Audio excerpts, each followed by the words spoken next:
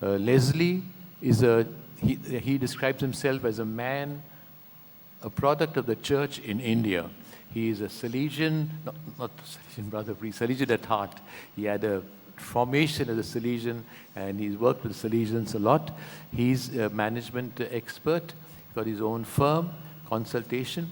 And the purpose of this, my dear brother bishops and delegates, is for us to remove any blocks we have. So I think these 2 days, we could have a long-term effect on our own style of leadership, on opening us to different avenues, thinking afresh, removing blocks. It's a system developed by a professor at the MIT, Massachusetts Institute of Technology, and it's called the U theory, but Leslie will give you more of this the next 2 days. Today and tomorrow will be almost totally, Leslie will run the time. I want to alert you, those who are residing in other places, the Salesian sisters, that the lunch break will be a little shorter than, in the sense that we'll have lunch at 1 o'clock. He ends the program at 1, and then we'll begin again at 3, but we'll negotiable. In the evening, we may go a little later. Over to you, Leslie, and a hearty welcome. We're very happy. He's had this, many congregations he has helped.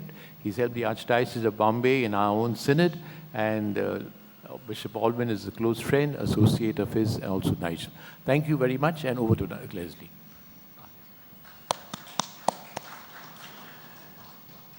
Before Leslie take up the time, I would like to say a few introductory words. Thank you, Your Eminence, for the overall view of the week and for introducing Leslie.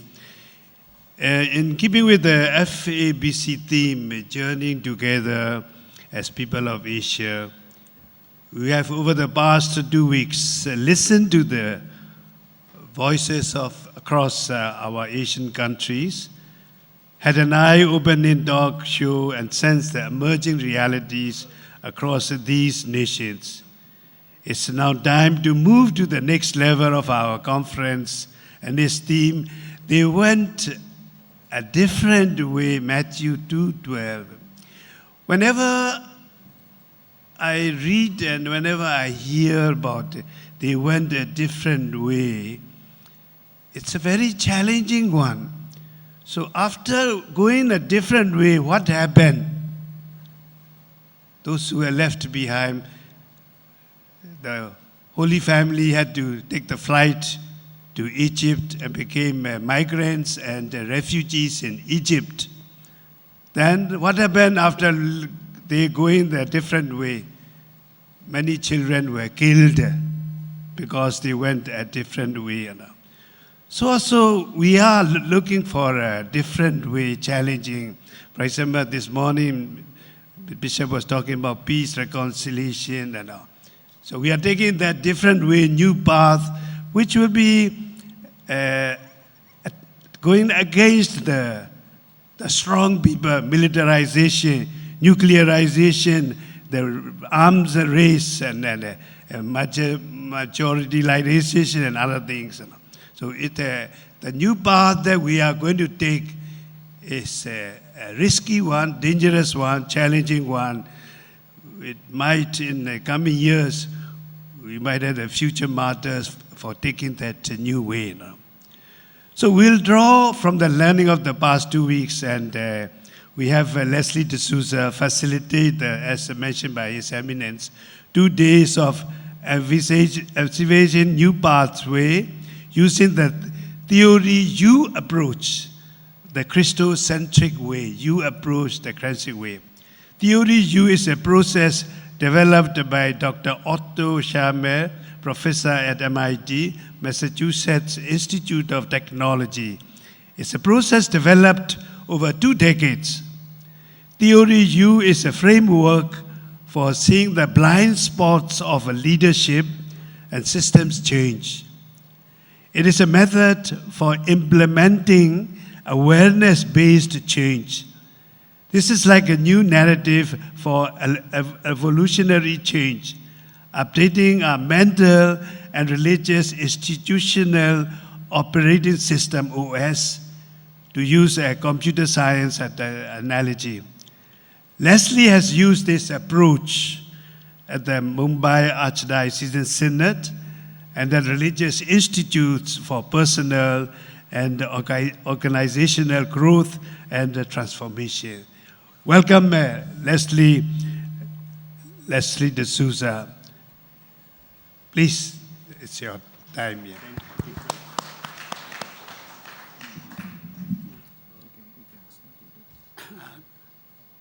Thank you very much, Cardinal Gracious, Cardinal Bo, for this opportunity to spend these 2 days with you.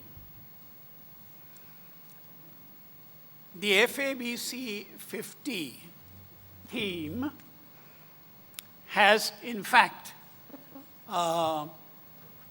given a very clear message of journeying together as people of Asia. But the important thing that follows is the aspect of, and they went a different way. And as I think about this, they went a different way, I sometimes wonder, wouldn't it have been easier for them to go back the same way they came? Wasn't there an inner voice that tempted them to actually go back the same way? Because it could have been very tempting. They were tired. The palace was luxurious. There would have been a phenomenal welcome. And I'm also quite certain that they would have received gifts that would have been 100x more than what they gave Jesus. But no, they didn't do that. They had to let go of all that. And because of letting go of that, they let come something that for us today is the story and the history of our salvation. And to my mind, the three kings, the magis, did this magnificent sacrifice of possibly dying to something inside of them which could have been tempted, and took a different path. And I do feel all of us present over here today in our lives,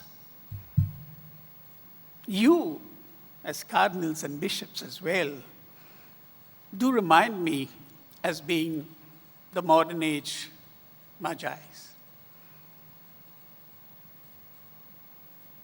We know that we want to take a different path. And now, the important thing for us to really understand and acknowledge that fundamentally, there's a very important lesson for all of us. And what was this important lesson? The important lesson for all of us, my dear friends, is we as magis of today are in the search of the face of Jesus in Asia. The magis acted in a particular way, and because they acted in a particular way, something emerged. And what emerged?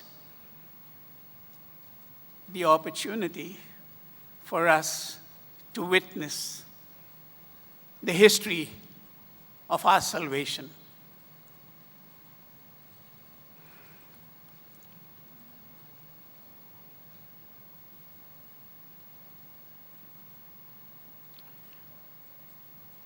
Since it's almost going to be 2 days, I think I'll just state clearly what we are going to be doing in these 2 days. And we're going to be drawing on what you have worked on, what you have co-initiated, what you've co-sensed in this past 2 weeks, okay, during this conference. And I'm pretty sure that you have those vivid memories in your mind. Phenomenal work already been done by you. I've received these documents and the papers that have been written.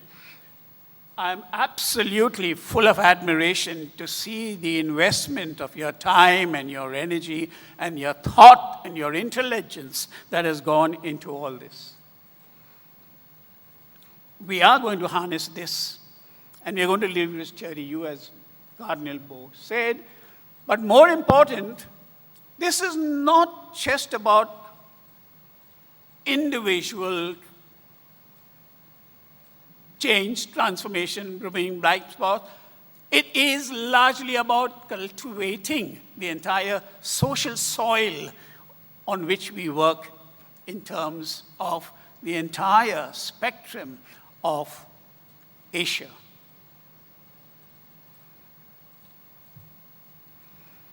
We're going to envisage new pathways at an individual level, of course, but more importantly, we are also going to be doing this at a regional and a country level. I just want to share with you that you will receive my presentation. It'll be available for you, so in case you like that, so don't worry about it right now. Okay, so with this,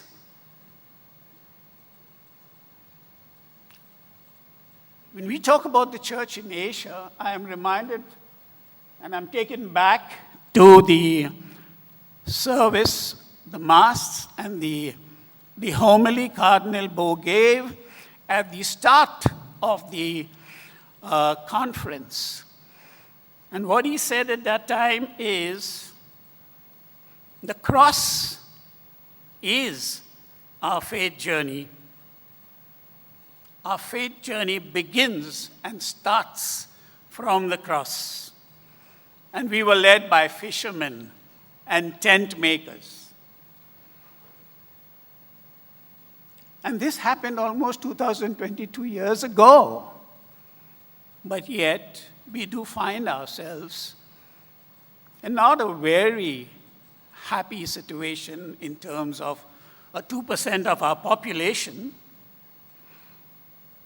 But that doesn't matter, because as I read in the document and in the papers that you have written, what's really more important is that we are able to approach and manifest ourselves in a way like,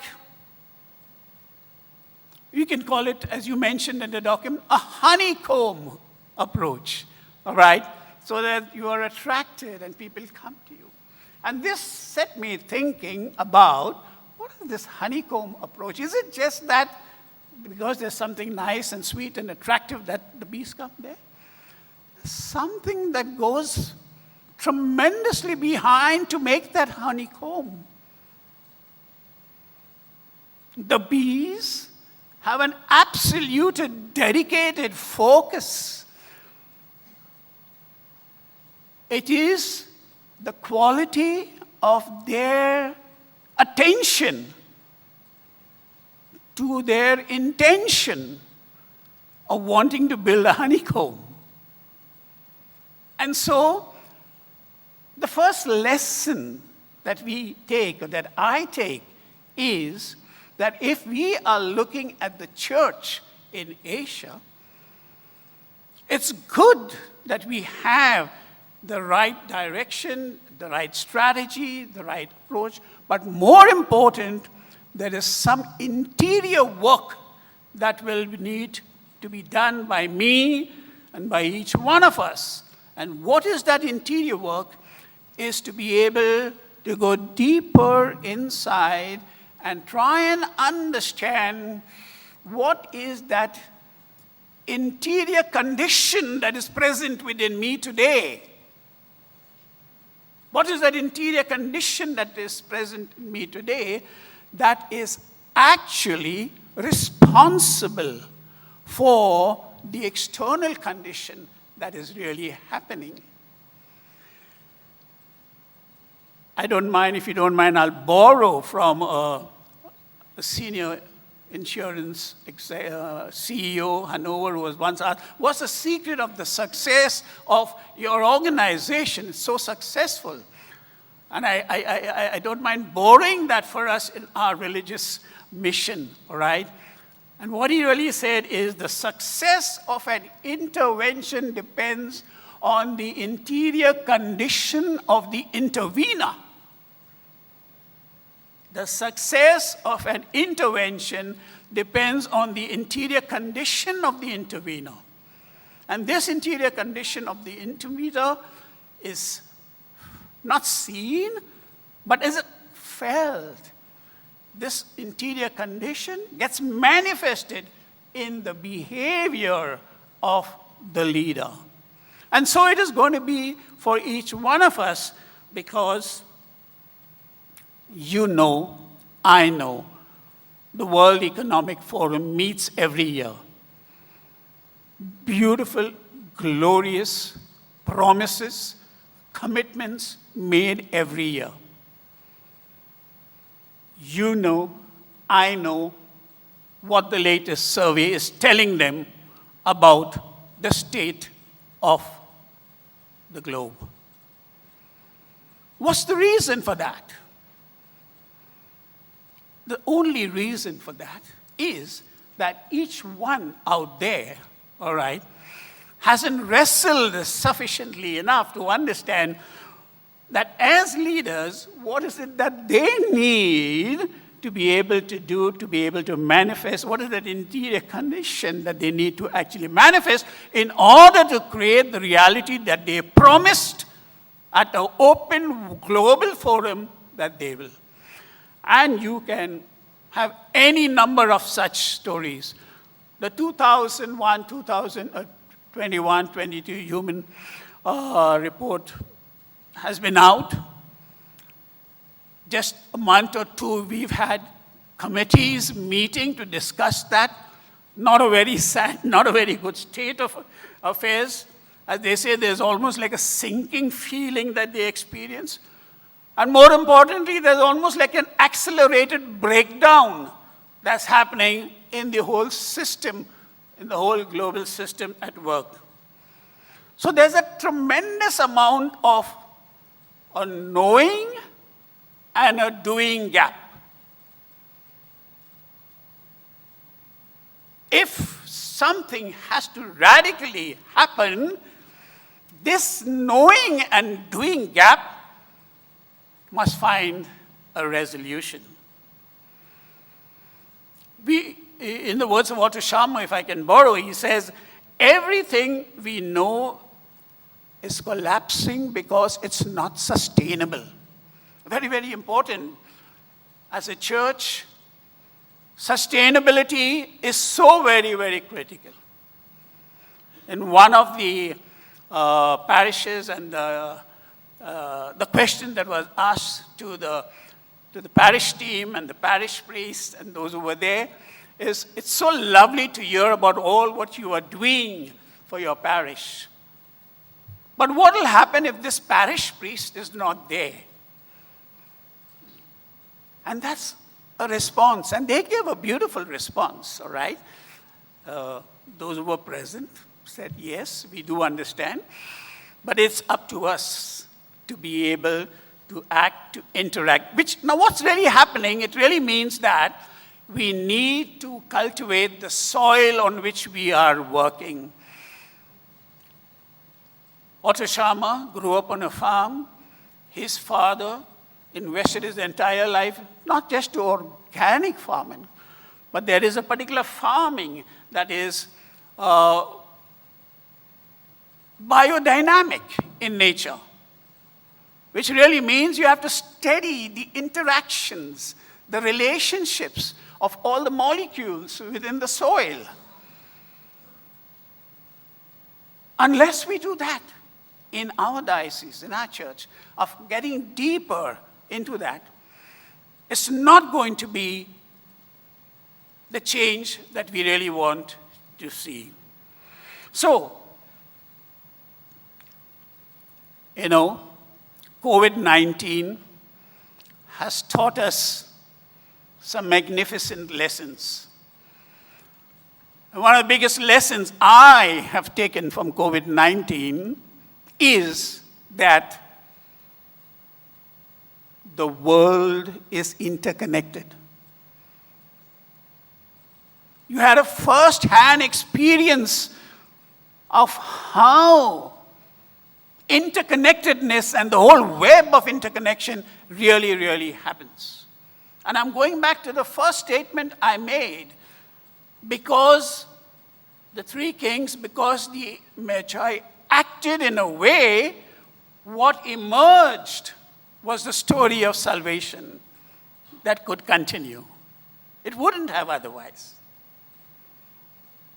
And so, as a result of this, we need to reflect very deeply, because I as an individual, Leslie as an individual, what he says and what he does is not in isolation. It's going to have an impact somewhere. Right, wrong, good, bad, or ugly.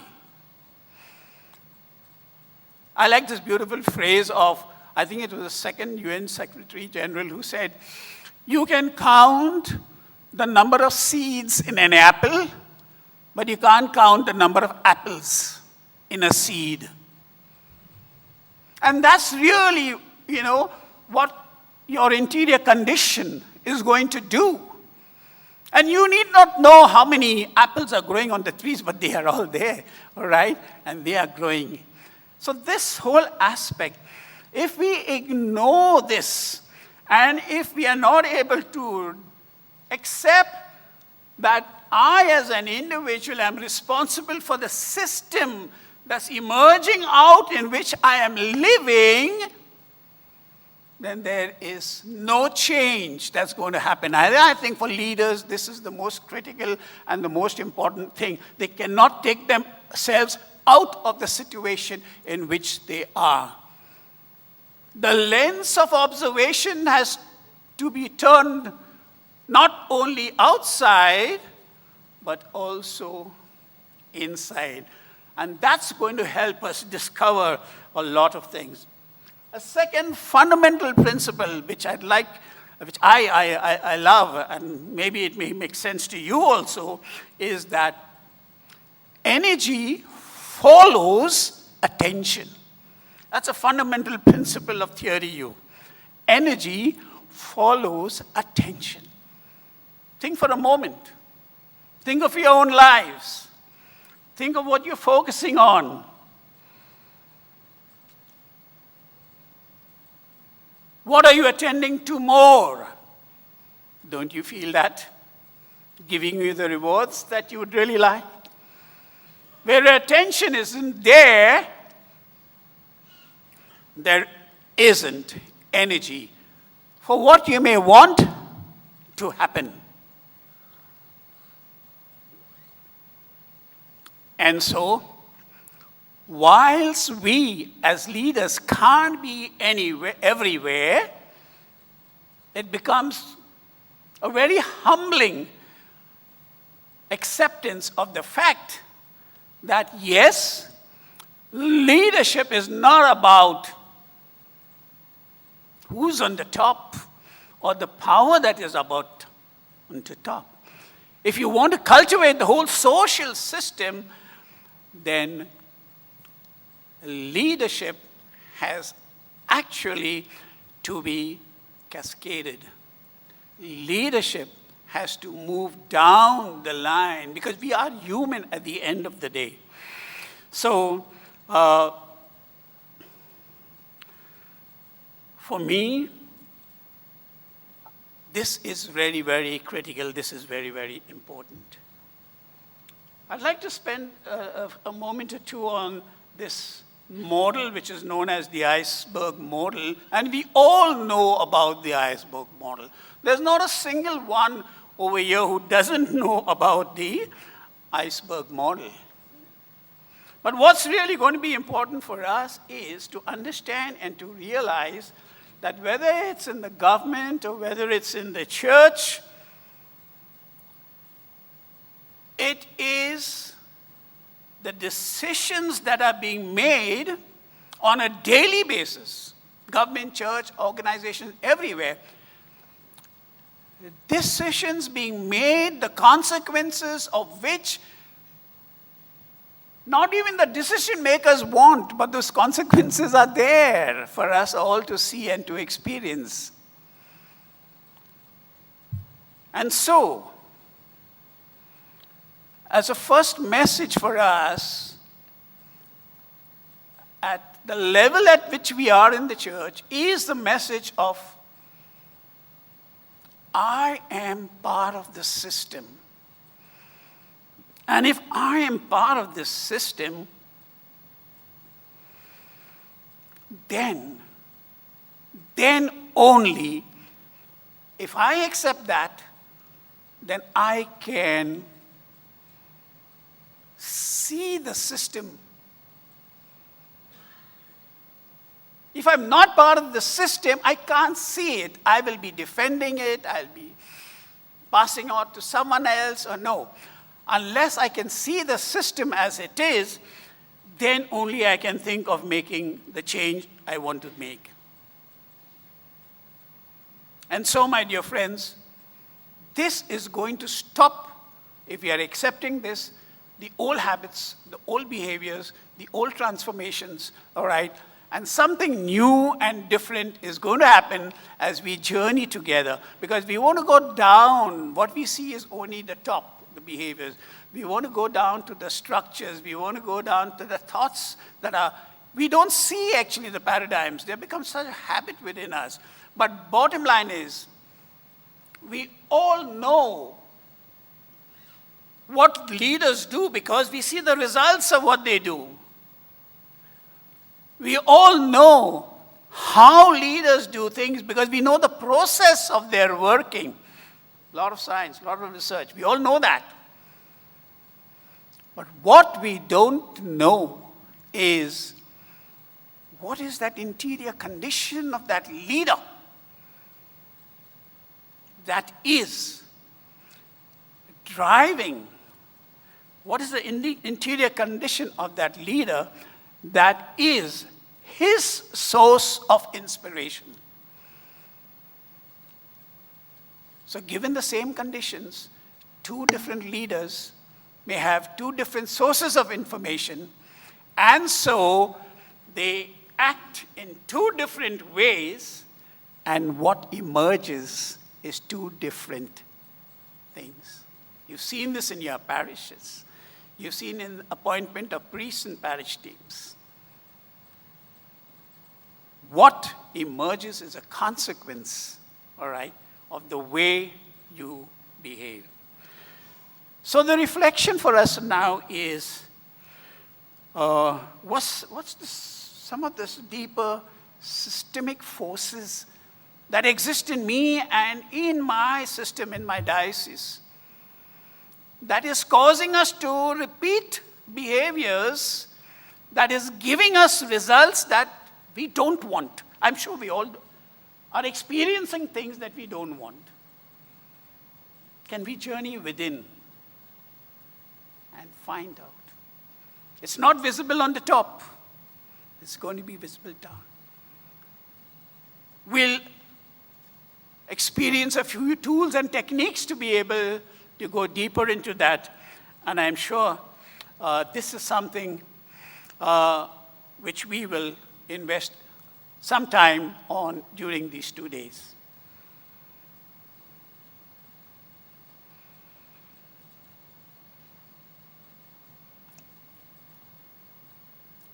I would like to invite you. I'm not asking you for any responses or questions at this time, but please, if you have something, please make a note. And I would definitely like to take them at some appropriate time, okay? But A very important part of this entire Theory U journey is presensing. It's all about presensing, all right? So I'd invite you to a first exercise on presensing. And so whilst we do this, I am inviting you to sort of just loosen yourself up, leave your hands free, and I'm inviting you to, if you wish, it's just a small 10-minute presensing exercise. You may sit down as you are right now, but please sit down with both your feet on the ground, both feet on the ground. If you are more comfortable standing, also you may stand, okay? But let both feet be on the ground. So all mobiles away from you. Let nothing distract you in this exercise of presensing. It's a tool, and a very important, valuable tool. And I invite you to use whatever tool we are using during these 2 days in the work that you do.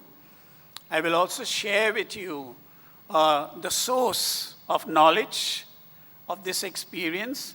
It is free of cost. It's a beautiful thing in life. Everything is coming so much, and for me, this is really hope, all right?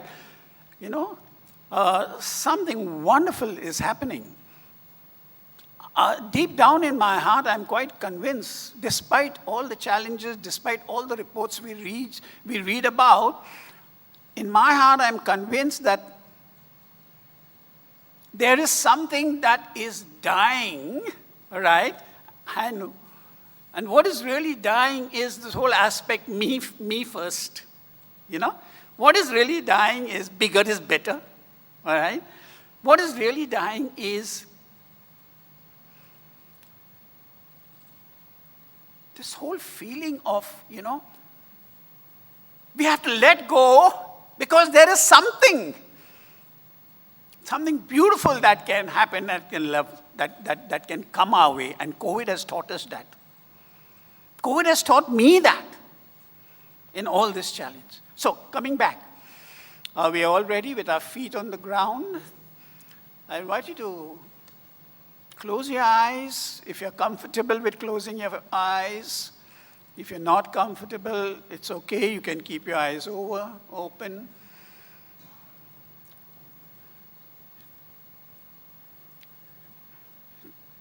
Relax. Take a few breaths. Breathe in down. Breathe out. Feel the relaxation. I invite you to move your attention slowly downwards, down your legs, to your feet, to the lower parts of your feet.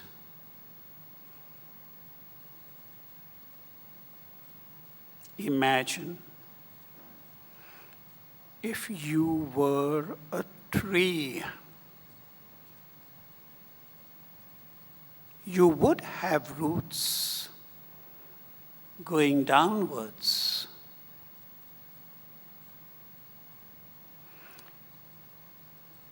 While you don't have those physical roots, we still can feel the connection downwards.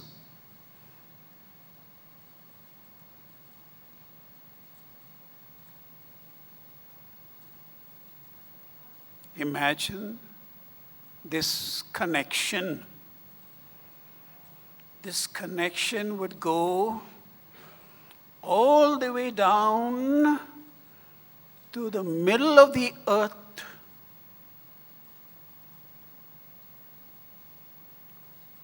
Feel that connection.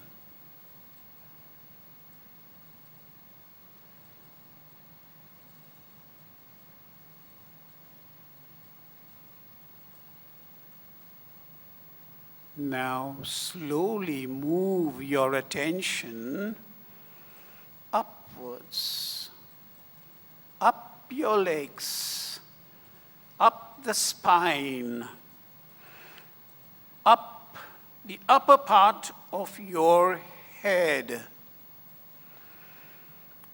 Attend to this connection as it extends upwards.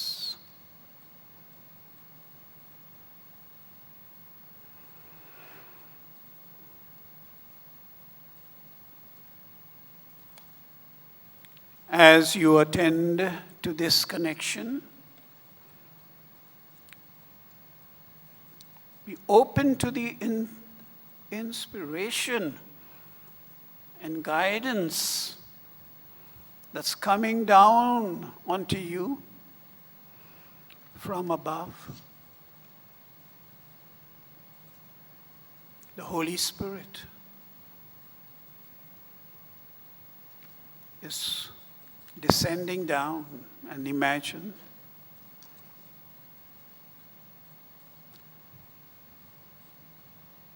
you are in that state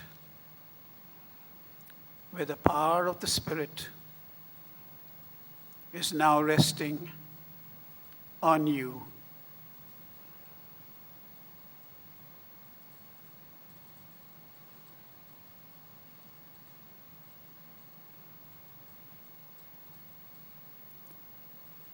Now, slowly move your attention to the middle part of your body, to your heart,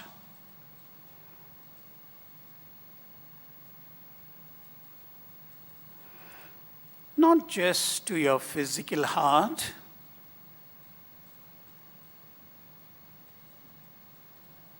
but to the whole energy field of your heart. Remember, this energy field is opening up together with the power of the Holy Spirit in you. Notice how this part of your body is being connected horizontally across all the relationships you have. This entire energy field is touching every relationship. Your relationships of people at work. Allow yourself to be connected horizontally to all those beings around.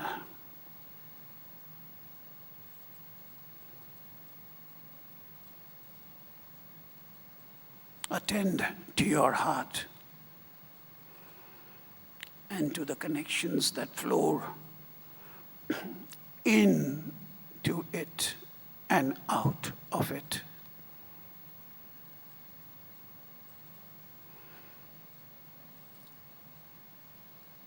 Now I would like you to picture one person whom you truly love.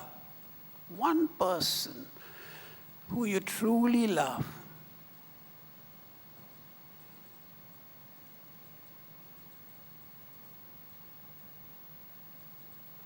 And notice how focusing your attention on that person is further opening up your heart. It's allowing your heart to connect more deeply with deep appreciation and love.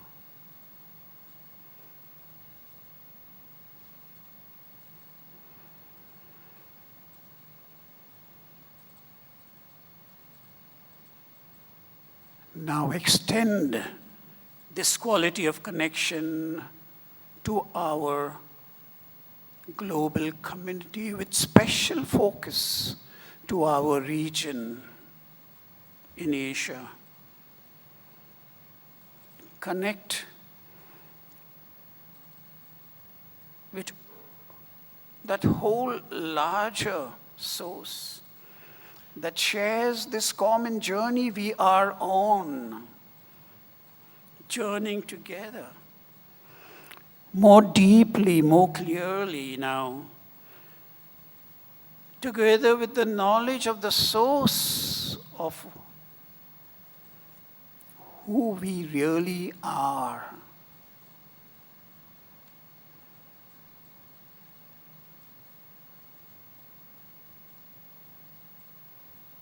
And now extend your heart even more broadly to all the human beings and the species, different species of this planet.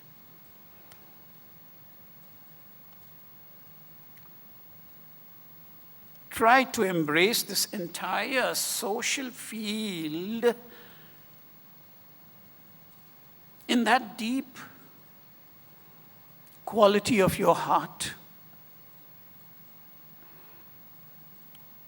including all your friends, the people you know, the people you don't know.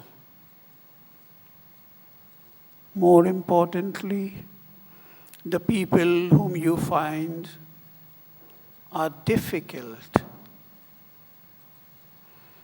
Bring them into your heart. Try to create a space in your heart that's broad enough and deep enough for all.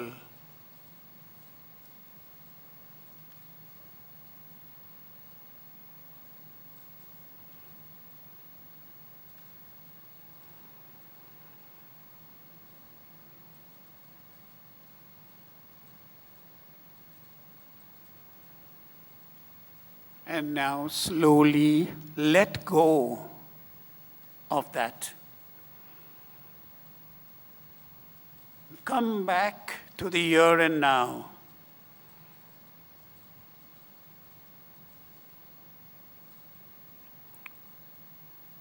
Relax for a brief moment.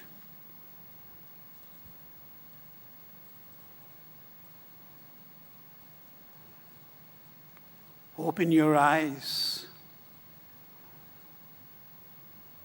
And let's continue our day from this place of strength and connection.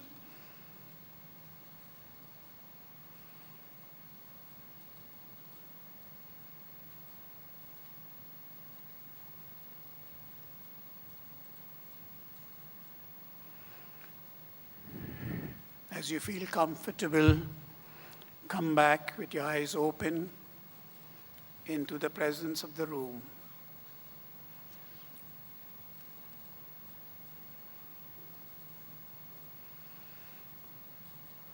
Thank you very much. Thank you. We are now going to do one small exercise before we go for our tea break, all right? And I'm going to seek the assistance of our digital experts over here. We are going to do, you all have your mobiles With you? Yeah? Sorry, I didn't ask you to bring your mobile, but I knew that your attention on your mobile is good. Okay, so you'll need your mobiles for what we are doing now. And what we are going to do is something called an evocation exercise, okay? We'll do a trial, all right? And so basically the word evocation is, I'll put up something on the screen. In the trial, we'll do a fun one, Father Nigel, so that they get a little familiar. Fun means not totally fun, but also real. Then we'll do the one which I intended for as part of this program. Yes, Father? Thank you, Father Nigel, for being here. Okay, Father Nigel. So the first thing is open a Google or a Chrome on your phones, the Google app or the Chrome or any browser that you have on your phone to view the internet. Once you got that open, just type in menti.com. Menti.com and enter. It will bring you to this Menti login page. You will get a Menti login page like it. It's called Mentimeter. Okay, so the first thing that you require, like I said, Chrome, Safari, Google. Once you've got that on, anyone who's stuck, let us know, we'll help you out. So you got menti.com, all you do is type menti.com, and you should get what you see on your left-hand side of the screen, something called Mentimeter, and we'll say enter code. We'll give you the code in a minute. Okay? If there's any of you who are stuck, just raise your hand. One of us will come across and help you out. Yeah? Yeah, we have a couple of people who are coming around who will just assist you. Mentimeter.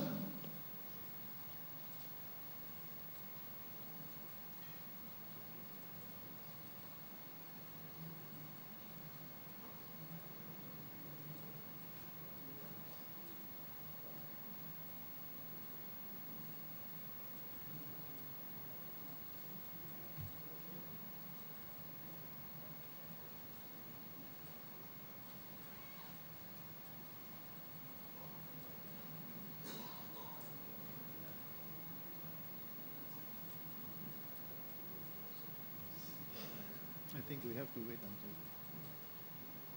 until we finish this. Yeah.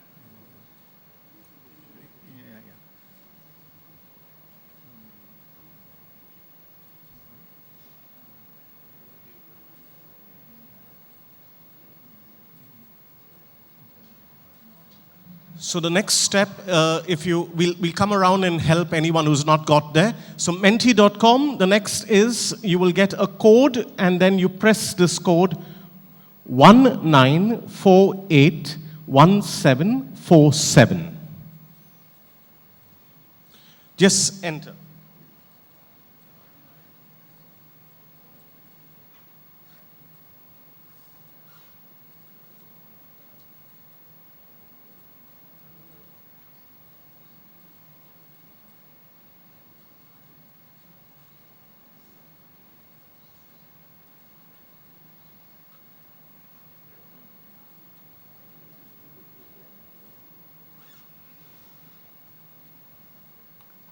I think one of the emerging realities has been digitalization. Am I right?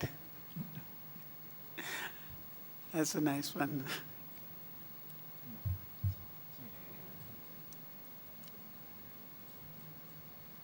Yeah, anybody in the group can assist those who need help, please do that.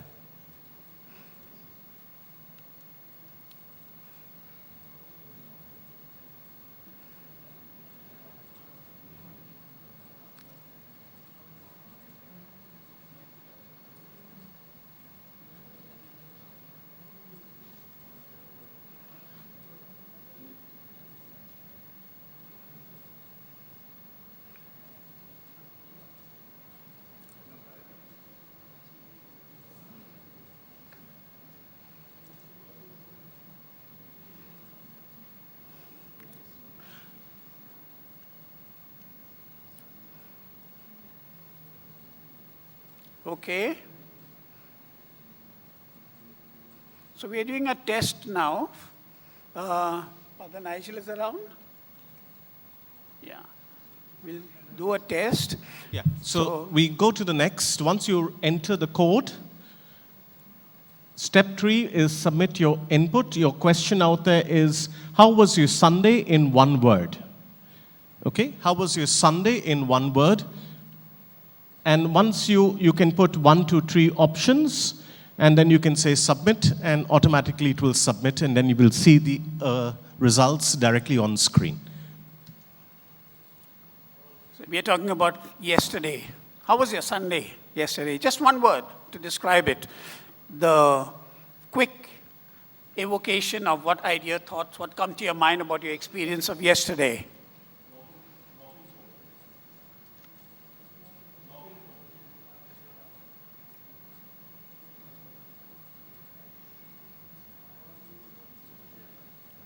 Have you all started logging in? Responding to the question? One word, that's all. We don't want more than one word. This is only a test run.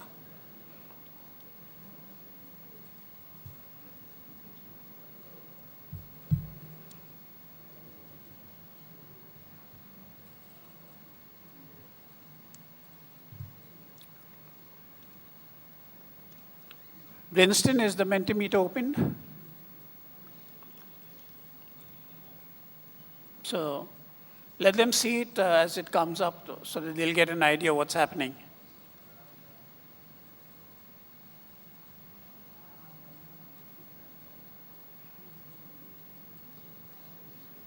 Okay. Wow.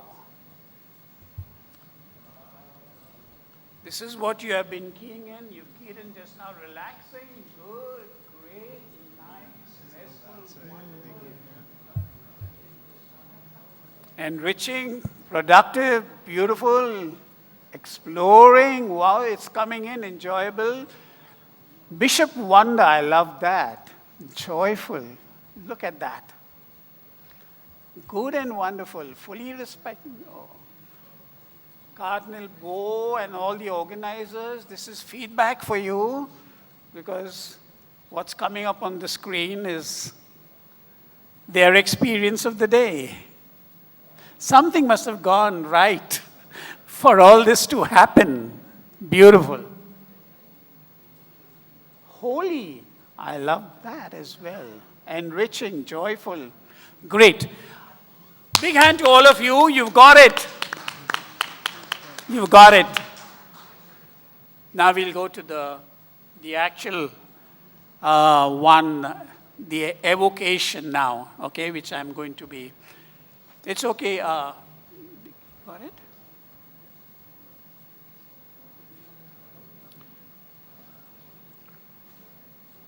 Okay. Bishop Alvin? Tea. Chai break, no? What to do, Bishop Alvin? Our cardinals and bishops have not been digitalized. We'll have a break. This is just 5 minutes now. Okay? We'll have a tea break now. Before that, don't go. We'll do this quick exercise. And are we ready, everybody? All right. Now, as I told you, what is evocation? The spontaneous word, phrase, feeling, emotion, anything that comes to your mind. And I'm going to put this up over here for all you to see. And what comes to your mind, just type it out over there. You have just not more than 1 or 2, all right? And take into account, reflect very quickly of, and it's going to happen automatically because evocation is spontaneous response to this, right? And what is the question? What does this word envisaging new pathways mean? What does it evoke?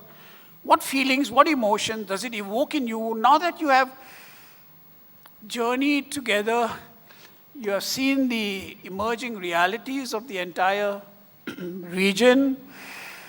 What does envisioning new pathways really evoke for you? 1 or 2 words. And start it, and we'll get the words coming. Okay, it's coming on. Just to help you, when you have a word growing in size, it means that more and more people are using that particular word. So real time is giving you whatever's coming up. As you type, automatically it comes up onto the screen. Beautiful. Hope and courage. I love that because that's so very, very, very important, even in the context of theory U, which we are talking about. These are two very critical. I'm so excited about this. It's just coming from your heart, all right?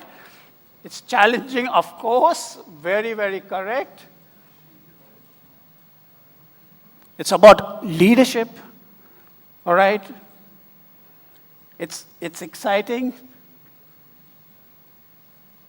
It's about expectations being met.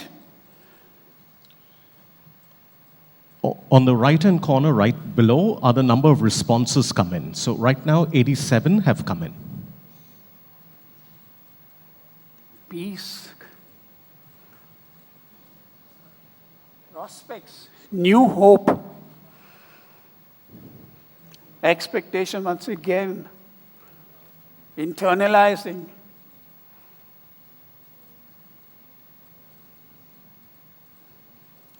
Future challenges, future dangers. Creativity, that's so very critical and important. It's going to be very, very much a good quantum of innovation and creativity is going to be required as we envisage new pathways.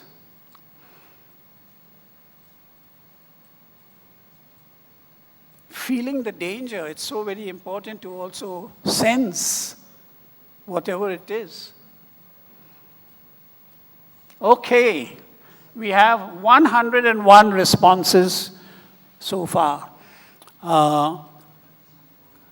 Now, this is good for us. I need to really congratulate you. We've got this in place. We have a couple of Momentimeter exercises. I'm sure you're going to we'll get more responses, and so that everybody. So whilst you're on your tea break and you have a question or two on your Mentimeter, please feel free. But don't get distracted from the process that has started, all right? And where we left in terms of the exercise on presensing, all right?